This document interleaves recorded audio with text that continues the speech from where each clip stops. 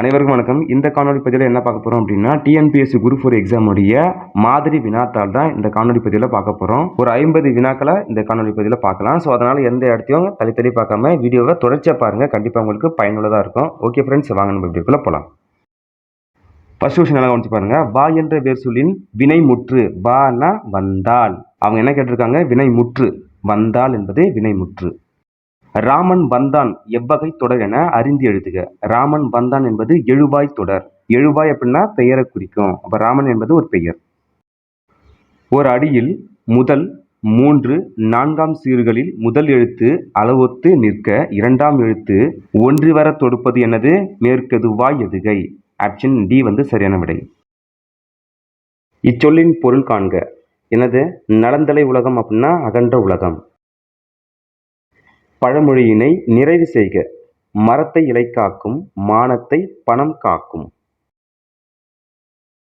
மோனை சொல்லை கண்டறிக. எதுகைனா என்ன? மோனைனா என்ன? பாடலில் அடிதோறும் இரண்டாம் எழுத்து ஒன்றி வருவது எதுகை, முதல் எழுத்து ஒன்றி வருவது மோனை. நந்தவனம் நற்றமிழ். ஆப்ஷன் பி சரியான விடை. பொருத்தமான பொருளை தேர்வு செய்க. நெல்லிக்காய் மூட்டையை கொட்டினார் போல. கொட்டிச்சுன்னா என்ன ஆகும்? எல்லாம் செதறி போயிடும். அதனால ஒற்றுமை இன்மை. ஆப்ஷன் டி சரியான விடை. விடைக்கேற்ற வினா அமைக்க. மீனாட்சி சுந்தரனார் தல புராணங்களை பாடுவதில் சிறந்தவர். அதற்கு எப்படி வினா அமைக்கலாம்னு பார்த்தீங்கன்னா, தல புராணங்களை பாடுவதில் சிறந்தவர் யார்? செந்தமிழ் இலக்கண குறிப்பு. செந்தமிழ் என்பது பண்பு தொகை. Option C. இதெல்லாம் நம்ம படிச்சது தான். ஸோ சும்மா ரீகால் பண்றோம். ஸோ அதனால நம்ம சீக்கிரமா முடிச்சிடலாம். காவிய தரிசனம் எனும் வடமொழி நூலின் தமிழ் நூலாக அமைந்தது தண்டி அலங்காரம். சொற்களை ஒழுங்குபடுத்தி சொற்றொடர் ஆக்குதல். இகழ்வேந்தர் சேர்ந்து ஒழுகுவார். மரபு பிழை நீக்கி எழுதுக. இல்லத்தின் அருகே புதிதாக கூரை போட்டனர். போட்டனர் அப்படியே வரும். வேய்ந்தனர். கூரை வேய்ந்தனர். பொருந்தாத சொல்லை கண்டறிக. ஓங்கல் ஓசை என்பது பொருந்தாதது. எதிர்சொல் அறிதல். ஊக்கம் அதற்கு எதிர்சொல் பார்த்தீங்கன்னா சோர்வு. Option C. நீள் உழைப்பு என்பதை பிரித்து எழுதுக. நீள் கூட்டல் உழைப்பு. Option D. இந்த பாடல் நல்லா கவனிச்சு பாருங்க. இதுல பயின்று வரும் மோனை. மோனை அப்படின்னா என்னது? ஃபர்ஸ்ட் கான்செப்ட் ஃபர்ஸ்ட் புரிஞ்சுக்கணும். மோனைனா பாடலின் அடிதோறும் முதல் எழுத்து ஒன்றி வர தொடுப்பது மோனை. 7 வகையான மோனை இருக்கு. இணை மோனை முதல் எழுத்தும் இரண்டாம் எழுத்தும் ஒன்றி இருக்கும். இப்போ பொழிப்பு மோனை முதல் அந்த வார்த்தை வருது இல்லையா, அந்த முதல் வார்த்தையில் இருக்கிற முதல் எழுத்தும் மூன்றாம் வார்த்தையில் வர அந்த முதல் எழுத்தும் ஒரே மாதிரி இருக்கும். இந்த 7மே நம்ம மனப்பாடம் பண்ணி வச்சுக்கிட்டோம் அப்படின்னா கண்டிப்பா நம்மளுக்கு எக்ஸாம்ல ஒரு கொஸ்டின் கண்டிப்பா வந்துடும். அதனால இது நல்லா நம்ம மனப்பாடம் பண்ணி வச்சுக்கிறது ரொம்ப நல்லது. இப்பாடலில் பயின்று வந்துள்ள மோனை பொழிப்பு மோனை. பூக்களை பறிக்காதீர் கட்டளை வாக்கியம்.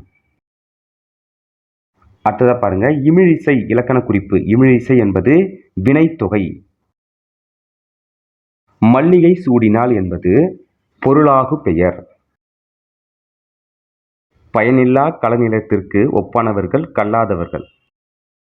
திருக்குறளின் வழியில் துன்பப்படுபவர் நாவை காக்காதவர். நச்சப்படாதவன் செல்வம். இந்த குறள்ல பயின்று வர அணி பார்த்தீங்கன்னா உவமை அணி. கீழ்கண்டவற்றில் ஔவையார் இயற்றிய நூல். ஆன்சர் ஞான குறள். கரைபொரு இலக்கண குறிப்பு தருக. இரண்டாம் வேற்றுமை தொகை. ஐயே இரண்டாம் வேற்றுமை உறுப்பு. புறநானூற்றில் சில பாடல்களை ஆங்கிலத்தில் மொழிபெயர்த்தவர் ஜி.யு. போப். வளவன் ஏவா வானூர்தி எனும் பாடல் வரி இடம்பெற்ற நூல். புறநானூறு. ஆப்ஷன் பி சரியான விடை. புறநானூறு இந்நூலை The 400 Songs Were and Wisdom and Anthology of Poem from Classical Tamil The Purananuru என்னும் தலைப்பில் மொழிபெயர்த்தவர் ஜார்ஜ் எல் ஹார்ட்.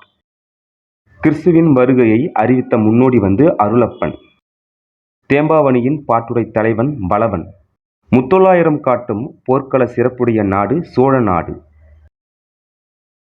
சேரி மொழியார் செவ்விது கிளர்ந்து தேர்தல் வேண்டாது குறித்தது தோன்றி புலனென மொழி புலனுணர்ந்தோரே. தொல்காப்பியரின் இவ்வடிகள் குறிப்பிடும் இலக்கியம் பள்ளு. சந்து இலக்கியம் அல்லது வாயில் இலக்கியம் என அழைக்கப்படுவது தூது. சங்க இலக்கியங்களில் கரகாட்டம் எவ்வாறு அழைக்கப்பட்டது? குடக்கூத்து. யோக சமாதி உகந்தவர் சித்தரே என்றவர் திருமூலர். வெட்ட வெளியை கடவுளாக வழிபட்டவர் கடிவெளி சித்தர். புலமை பெருங்கடல் என அழைக்கப்பெற்றவர் உவே சாமிநாதர். காந்தியடிகள் தமிழகம் வந்தபோதெல்லாம் அவரது மேடை பேச்சினை மொழிபெயர்த்தவர் திரு கல்யாண சுந்தரனார். Option C. தமிழ் வடமொழியின் மகளன்று, அது தனி குடும்பத்திற்கு உரிய மொழி, சமஸ்கிருத கலப்பின்றி அது தனித்து இயங்கும் ஆற்றல் பெற்ற மொழி என கூறியவர் கால்டுவெல். தாதா சாஹேப் பல்கே விருது முதலில் தொடங்கப்பட்ட ஆண்டு 1969. இந்த துறைக்கு இது வழங்கப்படுதுன்னு பார்த்தீங்கன்னா திரைத்துறைக்கு வழங்கப்படுகிறது. நாடகக்கலையை மீட்டெடுப்பதே தமது குறிக்கோள் என்றவர் நா. முத்துசாமி. ஆசியாவிலேயே மிக பழமையான நூலகம் என்ற புகழுக்குரியது தஞ்சை சரஸ்வதி மகால் நூலகம். மஞ்சள் காமாலைக்கு எளிய மருந்தாக இன்னும் பயன்பட்டு வரும் செடி கீழாநெல்லி. இது 3மே சரியான விடைதான். இவை 3ம். உப்பள தொழிலாளர் உவர்ப்பு வாழ்க்கையை குறிக்கும் புதினம் கரிப்பு மணிகள். தினத்தந்தி நாளிதழில் பணியாற்றிய தமிழ் படைப்பாளர் பா. சிங்காரம். முத்துராமலிங்க தேவரை தேசியம் காத்த செம்மல் என்று பாராட்டியவர் யார்? திரு கல்யாண சுந்தரனார். உலகின் பல்வேறு பகுதிகளில் நடக்கும் நிகழ்வுகளை படமாக காட்டுவதற்கான பெயர் செய்திப்படம். தமிழ் மொழியில் நவீன கதை இலக்கியத்தினை தொடக்கத்திலேயே செழுமைப்படுத்தியவர் புதுமைப்பித்தன். தெருக்கூத்தை தமிழ் கலையின் முக்கிய அடையாளமாக உருவாக்கியவர் நா. முத்துசாமி. காந்தியடிகள் பெற்றோரிடம் அன்பாக நடந்து கொள்ள காரணமாக அமைந்த நூல் எது? சிரவண பிதுர்பத்தி. கடைசி வினா பொறுத்துக. Alexander Bain. குறியீடுகளை மின்னாற்றலுடன் அச்சிடுதல் ஹாங் மாக்னஸ்கி. கணினி மூலம் தொலைநகல் எடுக்கும் இயந்திரம் ஜான் ஷெப்பர்ட் பாரன். தானியங்கி பண இயந்திரம் மைக்கேல் ஆட்ரிச். இணைய வணிகம். இந்த காணொலி பதிவில் 50 வினாவை பார்த்தோம். அடுத்த காணொலி பதிவில் 50 வினாவை பார்க்கலாம். இந்த காணொலி பதிவு கண்டிப்பாக உங்களுக்கு பயனுள்ளதாக இருக்கும்னு நினைக்கிறேன். அடுத்த காணொலி பதிவில் சந்திப்போம். நன்றி, வணக்கம்.